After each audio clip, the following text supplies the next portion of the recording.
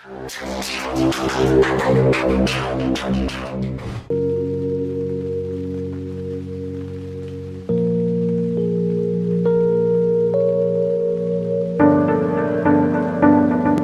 जो हमारे गेस्ट हैं यहाँ पर अभी पीछे बैक स्टेज पर, वो एक बहुत ही सक्सेसफुल एंटरप्रेन्योर है। In fact he is one of the youngest self made billionaires of India. Please give an energetic and warm welcome to the one and only Ritesh Agarwal.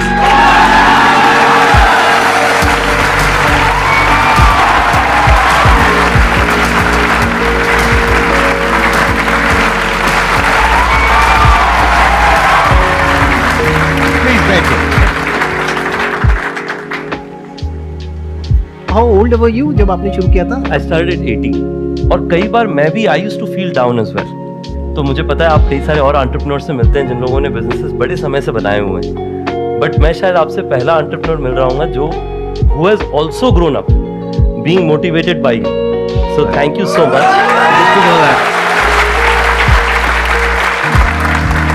सबसे पहले तो आपसे ये समझना चाहूंगा कि आइडिया आपके माइंड में कहाँ से आया?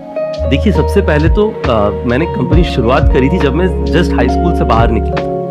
तो उस समय मैं इंटर्नशिप्स करने लगा था छोटी छोटी कंपनियों में कि एक वेबसाइट बनवा लीजिए, सोशल मीडिया पेज बनवा लीजिए एंड सो ऑन। तो उससे थोड़ी स्टाइपेंड मिलती थी और मुझे ट्रैवल करने का बड़ा शौक था। तो मैं यहाँ पे आनंद विहार ISBT से बस लेकर के कहीं पे भी, जहाँ पे भी बस लेकर के जा सके, चाहे उत्तराखंड हो, राजस्थान हो, हिमाचल हो, वहाँ जाने की कोशिश करता था। वहाँ पे रहने की जगह सारी महंगी होती थी, तो मुझे छोटी छोटी गेस्ट हाउसेस, हॉलिडे होम्स, इस तरह की जगह मिलती थी जिनको जनरली लोगों ने डिस्कवर नहीं किया होता था, पर आपको 300 रुपए, 500 रुपए, 800 रुपए में ठीक साफ सुथरा जगह मिल जाता था। तो मेरी शुरुआत इस चीज़ से हुई कि मैंने देखा कि ये सारी जगह काफ़ी अवेलेबल हैं पर अननोन है एक तरीके से। तो उसको जो है मैंने एक वेबसाइट में डिस्ट्रीब्यूट करना शुरू किया कि इन जगहों में अगर आप रहें, उत्तराखंड में, हिमाचल में, राजस्थान में, आपको सस्ते दाम में प्राइस पे जगह मिलेगी। उससे शुरुआत किया मैंने ओरेवल का। 1 साल तक वो बिजनेस चलाया, वो बिजनेस चला नहीं, क्योंकि सबसे बड़ी चैलेंज ये थी कि बुकिंग तो आप करवा लीजिए पर सर्विस क्वालिटी मेंटेन होगा कि नहीं, उसकी जिम्मेवारी कोई नहीं ले रहा था। तो उसके बाद मैंने सोचा कि अगर यही सबसे बड़ा प्रॉब्लम है तो मैं इसी को सॉल्व कर लेता हूँ। तो जो पहली गेस्ट हाउस, कई सारे जो हमारे पास छोटे गेस्ट हाउस गुड़गांव में भी हमारे साथ जुड़े थे, उनमें से एक को मैंने कहा कि आप जो है आपकी प्रॉपर्टी को मैं सर्टिफाई करूंगा, थोड़ी क्वालिटी इंप्रूव करूंगा जिससे आपकी ऑक्यूपेंसी बढ़े, और मैं जिम्मेवारी लेकर के हर 2-3 दिन आके आपकी प्रॉपर्टी चेक करूंगा, ऑडिट करूंगा, और पहले 1-2 महीना तो मैं ही आपका front office manager, check in, checkout, cleaning सब कुछ मैं ही देखूंगा। उनकी प्रॉपर्टी में टोटल ऑक्यूपेंसी 20% से कम चलती, सिर्फ शादियां जब होती थी साउथ सिटी 1 एरिया में गुड़गांव में, तब शादियों में उनकी प्रॉपर्टी यूज की जाती थी, उसके अलावा खाली रहता। तो उन्होंने कहा कि मुझे आप पे ऐसे तो भरोसा नहीं हो रहा है, क्योंकि अगर मैं लगा हुआ हूं इतने समय से और उसके बाद प्रॉपर्टी में ऑक्यूपेंसी नहीं आ रही, तो आपके आने पे कैसे ऑक्यूपेंसी बढ़ जाएगी। पर ठीक है, मेरा जितना अभी सिचुएशन इतना बुरा ऑक्यूपेंसी का, इससे बुरा तो और हो ही नहीं सकता, जो होगा इससे बेहतर ही होगा। तो चलो आपको मैंने कुछ महीने के लिए प्रॉपर्टी दी, आप चलाइए, देखिए क्या होता है क्या नहीं होता है। अब उस प्रॉपर्टी में हमने 3 चीजें करी। सबसे पहला चीज हमने ये किया कि मैंने जाकर के ऑनलाइन वेबसाइट्स में देखा कि कौन सी प्रॉपर्टी टॉप रैंक में आती है बजट वाली। मैंने देखा कि उन सब की फोटोज और इंटीरियर्स अच्छे होते हैं, तो इंटीरियर्स में जो व्हाइट लाइट थी उसको इस तरीके का मैंने वार्म लाइट से रिप्लेस कर दिया और 2-3 पेंट लगा दी। टोटल खर्चा पर कमरे का 4-5 हजार रुपए का आया होगा, जो कि ओनर से ही मैंने रिक्वेस्ट किया कि आप ही की प्रॉपर्टी में निवेश कर रहे हैं तो आप ही लगा दीजिए, मेरे पास तो कुछ है नहीं। उस होटल के साथ में आपने टाई अप किया, लेकिन आपने कुछ इन्वेस्ट नहीं किया, पर मैंने आइडियाज लगाए कि कैसे इसको इंप्रूव किया जा सके। डायनेमिक प्राइसिंग लाई, तो होटल का प्राइस पहले हमेशा 2000 रुपए पे फ्लैट रहता था पूरे साल। मैंने कहा कि पहला 3 कमरा 999 में सेल होगा, 999। आप लोगों ने सुना होगा जब ओयो शुरू हुआ था, हमने कहा था स्टार्टिंग एट 999। उसके बाद में पहला 3 रूम 999 पे बिक जाए, उसके बाद हर रूम पे मैं 100 से 150 रुपीज बढ़ा देता प्राइस, क्योंकि एक बार वॉल्यूम बढ़ जाता। आपने इंटरनेट पे देखा होगा, बाय पॉपुलैरिटी या बाय क्वालिटी आप या फिर बाय प्राइस आप सॉर्ट कर सकते हैं होटल्स को। तो मेरा होता था कि बाय प्राइस पहले सॉर्ट करके 3 बुकिंग आ जाए, जिससे फिर बाय पॉपुलैरिटी में हम टॉप रैंक में आ जाएंगे, तब ज्यादा प्राइस बन जाएगा। प्लस ये भी एक और इसका बेनिफिट है कि अगर 999 में कोई रुका है और उसको वैल्यू मिल गई 2000 की, तो वो रिव्यूज अच्छे मिलेंगे, तो रिव्यूज में भी आप टॉप पे आने लग जाओगे, जैसे कि रिव्यूज में मिले जल्दी से जल्दी, और उससे आपका जो रिव्यूज में आप टॉप रैंक में आने लग जाएंगे। राइट। तो सिर्फ इससे जो है मैंने पहला होटल शुरू किया। पहले महीने के एंड में यादव जी की प्रॉपर्टी 90% प्लस ऑक्यूपेंसी में पहुंच चुकी थी।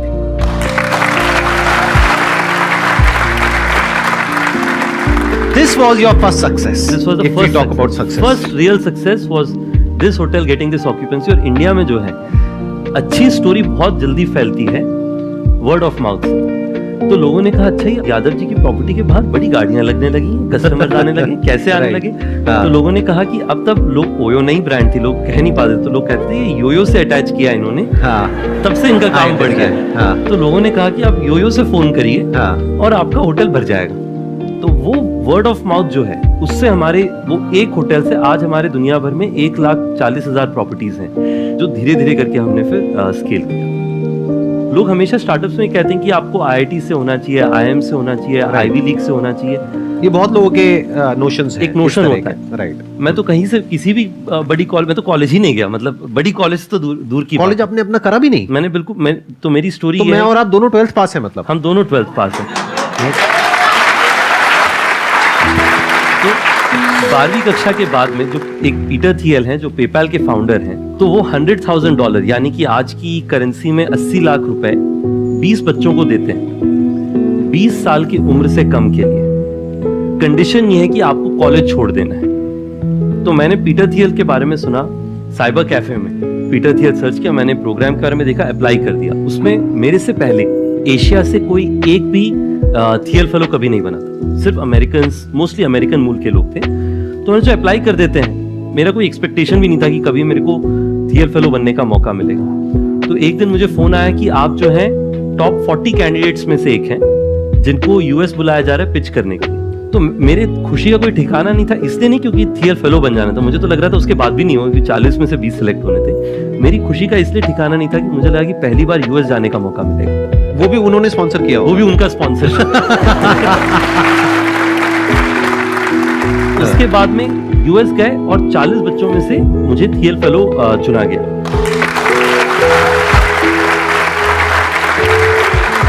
तो मतलब उस टाइम पे आपको $1 लाख मिले?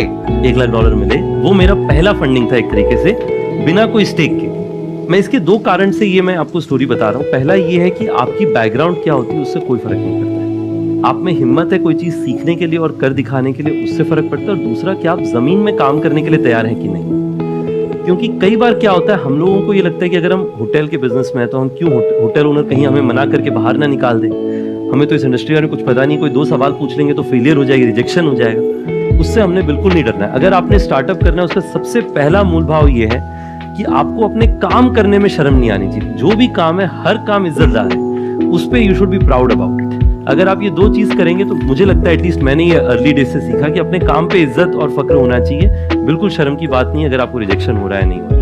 He was open for all kinds of ideas.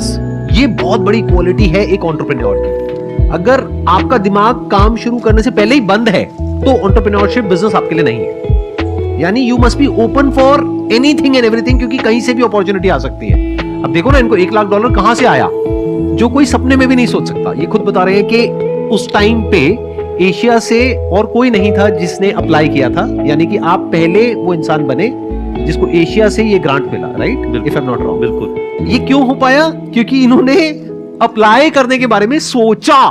क्यों सोचा? क्योंकि इनके दिमाग में था कि देखते हैं, हो सकता है हो जाए, हो सकता है ना हो, ट्राई तो करें।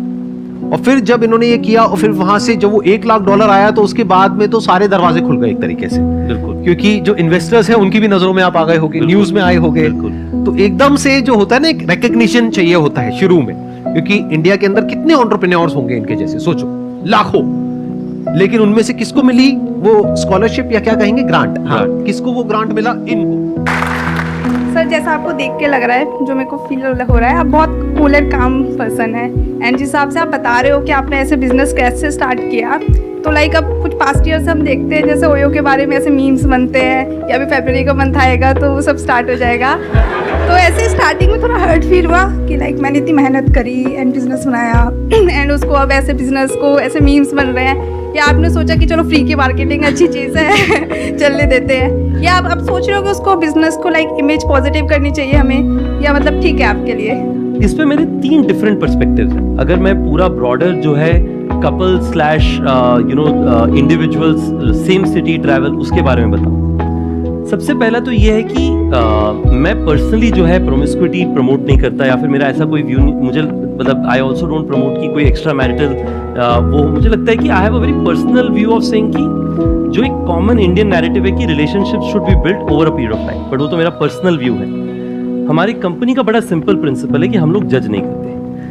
कोई भी कस्टमर हो, अगर उनके पास लेजिटिमेट आईडी कार्ड है, ये लॉ ऑफ द लैंड कहता है कि हम उन्हें चेक इन दें और उनको बेहतर से बेहतर सर्विस एनेबल करें, और उसी पे हम लोग काम करते हैं। और इसमें आप देखेंगे कि हिस्टोरिकली बड़ी चैलेंजेस रही हैं। जैसे मैं आपको बताता हूँ, कुछ साल पहले हमारे एक कॉलीग थे, वो और उनकी वाइफ एक होटल में गए। वाइफ ने जो है सेकेंड नेम बदला नहीं था, उनका सेकेंड नेम सेम था पहले जैसा ही। तो होटल वाले ने कहा कि आप दोनों शादीशुदा हैं, इसका मैरिज सर्टिफिकेट दिखाइए, फिर हम आपको चेक इन देंगे। ओयो के पहले कई लोगों ने ऐसे एक्सपीरियंसेस सही हैं कि लोग जज करते हैं, लोग घूरते हैं लोगों को।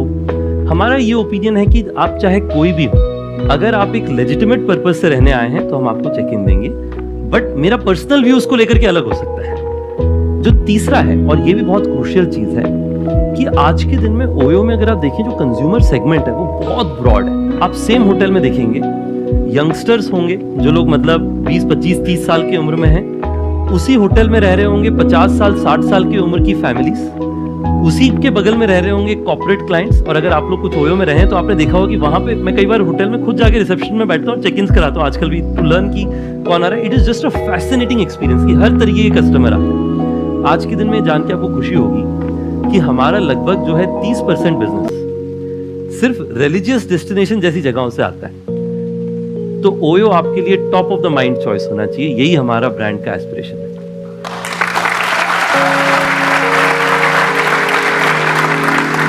इंडिया में मुझे लगता है जो अगली जनरेशन की बिजनेसेस होंगी वो हम जैसे लोग चलाएंगे, और मेरा होप ये है कि आगे चल करके आप में से कुछ लोग मुझे मिलें और कहें कि रितेश, आपसे मैं मुलाकात किया था सर के साथ में एक समय, और आज मैंने इतना बड़ा बिजनेस अपना खुद का बनाया। मेरा होप है कि इस डिस्कशन का आपको वैल्यू हो, जो लोग वीडियो में सुन रहे हैं उनके लिए भी। और last but not the least, मुझे ये लगता है कि इन कॉन्वर्जेशन से मुझे खुद को भी एक चीज सीखने को मिलती है कि to be close to your roots.